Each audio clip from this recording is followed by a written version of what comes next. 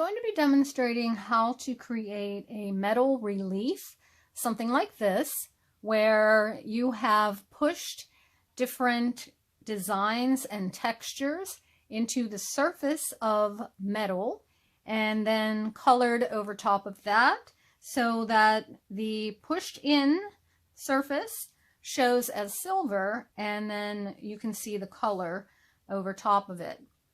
We are also going to be putting a little frame over it, so that's what this white frame is for, to go over the metal. All right, the metal has tape around it so that you don't get cut. I've already pre-taped that for you. So it looks like this when you first start, and then whenever we're all finished, it'll look like this, and we'll add our frame. So I'll talk a little bit more about the frame at the end of the video. It's very important for you to have a soft surface to work on. That can be something like a newspaper or a magazine or a tablet, something like that. Don't work directly on the table. This will not work directly on a table because the metal needs to be pushed back, and it won't be able to do that if it's on a hard surface. You need something soft. You also are going to look on today's lesson and you'll see a texture guide, and it has some different kinds of textures. This is just suggestions. You do not have to do these textures. You can mix and match the textures. You can just pick a texture and change it however you want. For instance, the polka dots, you might want to do large and small polka dots instead of all the same size.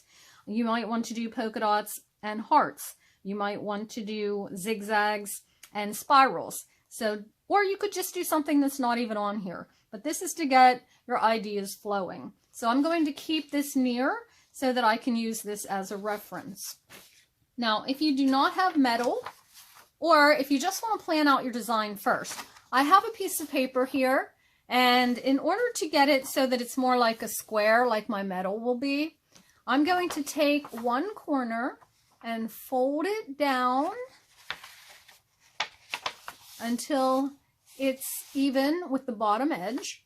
And then I'm just going to cut right along here, right along that edge. So I'll cut that off. Anytime you want to make a square piece of paper, that's what you can do. And when I open it up, it's going to be a square. So if I would like to plan my design first, or as I said, if you do not have metal, I can do it on paper instead. You can plan it with pencil first if you'd like. If you feel confident, you can go right into it with either a dark colored crayon or a dark colored marker. We're going to be dividing this up into 1, 2, 3, 4, 5 sections. So in order to do that, we're going to be doing 4 lines. So you can put these 4 lines anywhere you want. And it's 2, 3, 4.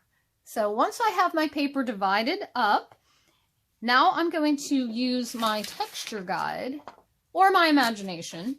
And in each one of these, I'm going to put a different kind of texture. Now remember, this is texture. This is not scribbling. So you need to plan how you do this. As I said, you can mix and match some of these. So maybe I'd like to do some of these, like really skinny ovals.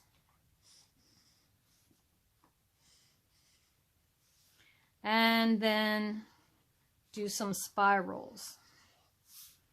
Again, you can do whatever kind of texture you like. Now, texture can be visual, like this, where if I close my eyes and I put my fingers over the paper, I'm not going to feel anything any different, but when I look at it, it looks like it has texture. Something like this, if I close my eyes and I put my fingers over top of this, I will be able to feel the surface. This is called tactile texture, something that you can actually feel. So let me go ahead and just add a few more designs to this. I'm not going to completely finish this. You can do that on your own time. I don't want to take up too much of your time for my demonstration on the paper here, but you get the idea. Each section should have a different kind of texture or pattern design in it. So I'll finish my hearts here.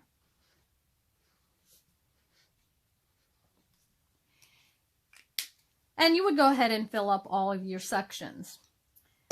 If you do not have the metal, you will be working directly on here to do the coloring. So once you get all of these different sections finished, you can then take markers or crayons or whatever you have at home, colored pencils, and you can color in your design. Now, you can even do this if you'd rather plan it out before doing it on the metal. So you can always do it on paper first before you commit yourself to something permanent on the metal. All right, so I'm going to take the metal now, and I'm going to do the same thing that I did on the paper on my metal. You can use either a pencil, or this is just a little piece of wood, dowel rod that I've sharpened on the end, but a pencil works just fine too. So I'm going to take this, and I'm just going to make sure that it's on a soft surface first. I'm going to make my design by just pushing this into the metal. If it's not exactly like your first design, it's okay. But I made it very similar. Now I'm going to press in my design. Sometimes the metal doesn't want to go where you want it to go. Don't worry about that. Just do the best that you can. Don't rush this. All right, you'll have plenty of time to do this.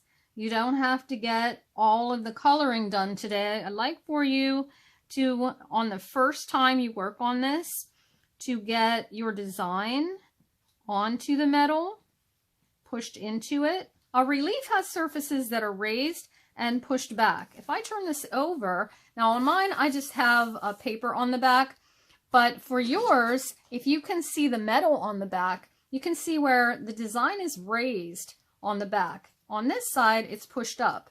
You can decide to use either side. If you have metal on both sides, you can use either this side as the front to color, or you can use this side as the front to color. Either way will work fine. Now, if you have paper on the back like I do, I'm just limited to this side. So I'm just going to finish out my design here, and I'm going to put hearts on this side.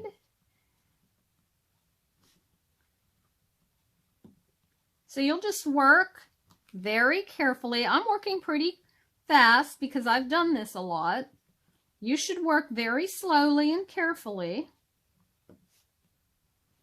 And make sure that you have a very nice design in each section. Please don't copy my design. I want you to come up with your own. Again, you can refer to your texture guide if you run out of ideas for what to do.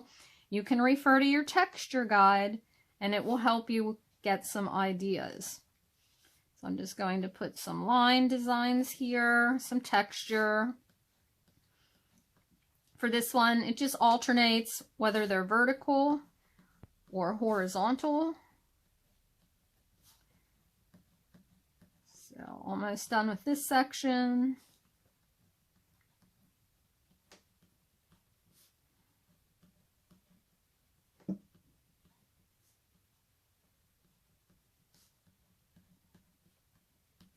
All right, one more section to go and I will be finished. So I think I'll put some zigzags in this section.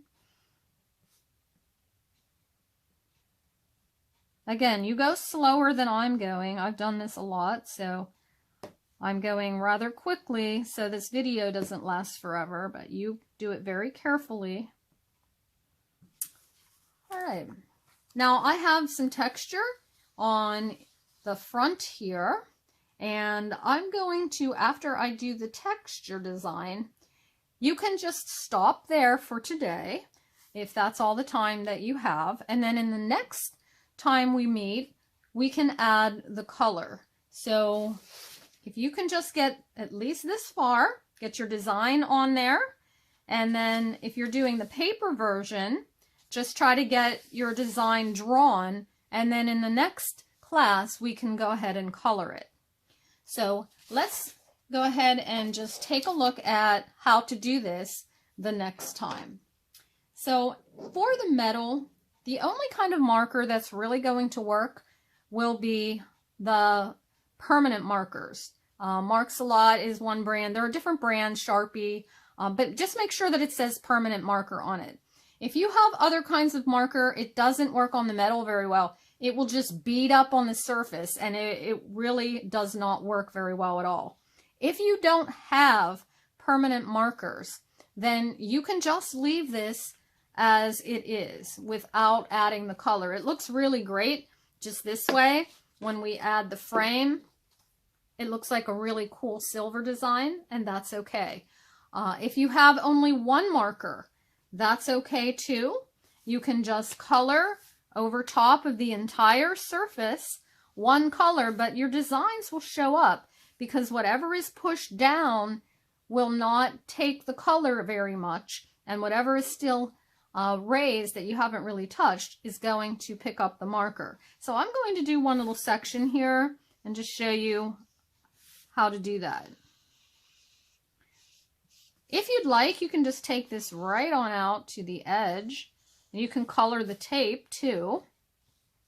And I'm just coloring right over top of my surface. If you can see what's happening here, where I have pushed the metal down, you can still see the silver in there. And that's going to help with our texture. You'll be able to see a little bit better what we drew on here. So again, it does work just silver. It's just fine silver. But if you have colored markers that are permanent, you can go ahead and use those. If all you have is one color, it's still fine. You can do the whole thing one color. It's still going to look great. All right, and see how I went all the way out to the tape as well. If you have more than one color, you may use a different color for each section. So I see how I outline the section first, and then I color in just that section. If you're doing all one color, you don't need to outline each section. You'll just color over everything. But since I'm using different colors to illustrate how to do that, I am doing one section at a time.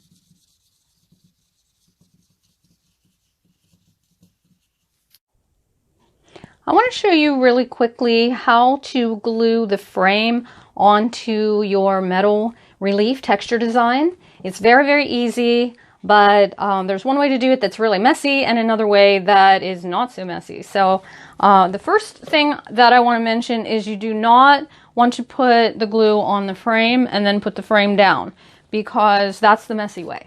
So here's how I want you to do it. You're going to take your glue and you're going to put it all around the outside on the tape. So whether you colored your tape or not, the glue goes on the front on the tape.